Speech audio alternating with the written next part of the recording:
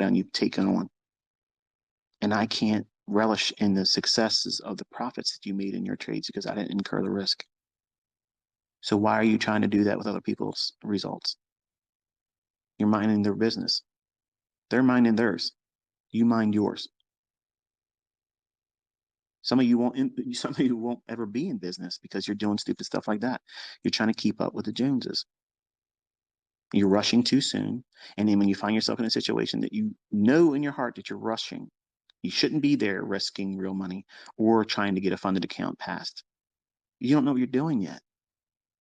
Why even bother with that until you know exactly what you're doing, how you're going to mess yourself up? You have to learn who you are.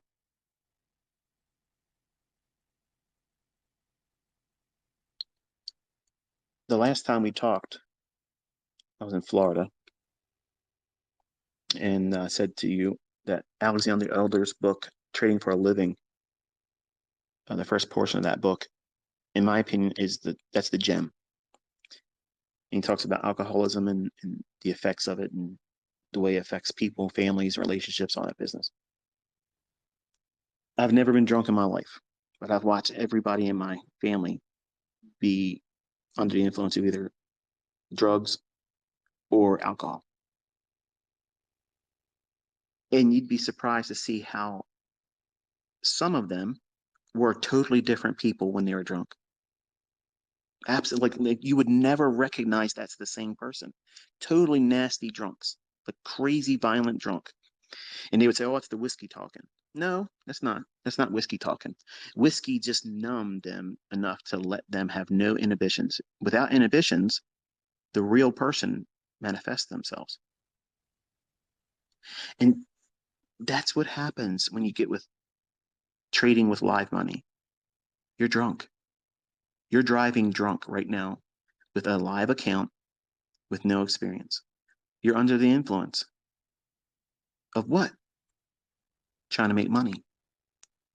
And nobody's there that can take the keys from you. So you have to know these things before you do it.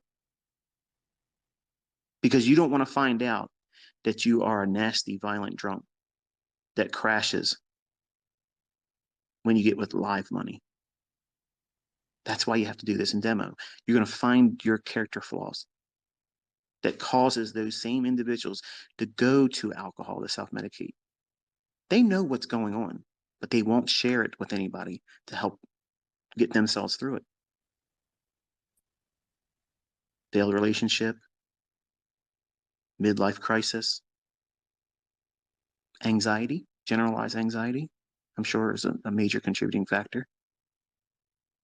But all those things and other things that the list is too long. You've been hurt, you've been scarred, a bad relationship, you broke up, you're lonely, whatever that is, leads them to alcohol or substance abuse. And trading is in that too. It is the same thing, folks. It's the same thing. I have never been drunk with alcohol. Now, I guess you can say I've been, I guess, high from CBD oil. It had THC in it, and I needed it for my back. It was very much appreciated. I haven't done it in 2 years or more now.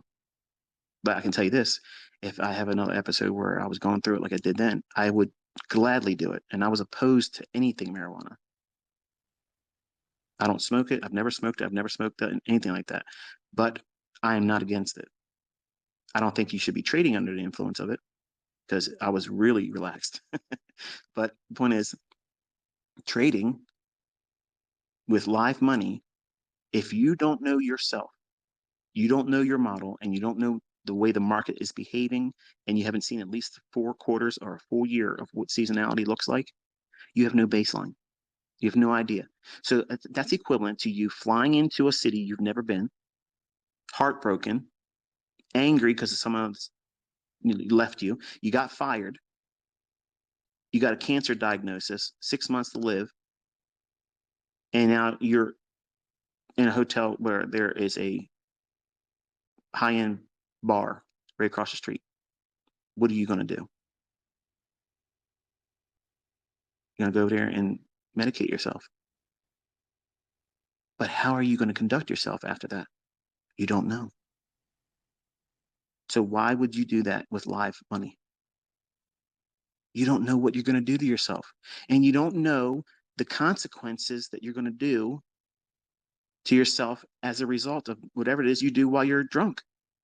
Trading with live money, losing that, the pain that that's going to bring on because you weren't ready, and you're going to know that you weren't ready when you were ignoring that you knew beforehand. And that's going to present all kinds of scar tissue. That's going to promote you to do what? Make bad decisions. And now you have fear. When teaching my students to operate and learn about themselves in a demo, that's what the demo is there for. But they tell you, here, learn our platform, learn how to trade the patterns that you do with the demo. Well, you think you watched a video by me or someone else or read a book? That's what I did. Oh, I know what that looks like, a 1, 2, 3 top. Oh yeah, it's a descending wedge and that's a head and shoulder. I'm ready. You're not. I wasn't. This is the way it is, folks. But the demo is there for you to discover who you are. What makes you tick? Where are you impulsive? See, that's what it takes to do this. And anybody that tells you otherwise is full of shit. And that's just the way it is. They have some kind of ulterior motive. They have something to sell you. They want to derail you. But I'm telling you, you can do this, but you're going to have to submit to a lot more time than you want to. But once you learn how to do it and you know what sets you off, what makes you feel impulsive, what are the triggering mechanisms in your personal life, in your thinking? Are you wrestling with a mental illness that makes you do certain things that are not supportive for a successful endeavor in trading, that you have to now find coping mechanisms? Are you a drunk? Are you a drug user? If you are, you need to tackle that because trading will not work with that. Are you in a toxic relationship? If it is that you're in a toxic relationship, you either fix the relationship or leave it. And if you've been removed against your choice from a relationship because they left you, or you had to leave because it was a toxic relationship, you have to let that go and forgive them and forgive yourself and move on. Because if you're feeling all those things, those pressures and regrets, and what if thinking if we stayed together, or what if I would have left sooner, it would have been so much better, you got to stop. Because all those things are going to trigger you to want to feel better. And to feel better, you escape. That's what I did. I got in that RV and I escaped. The pressure of me wanting to do something I know my rules say I'm not going to be able to do. So I have to take myself away from it. I've never been drunk before, but I get drunk in these markets because I get a bloodlust. I know what I can do in here.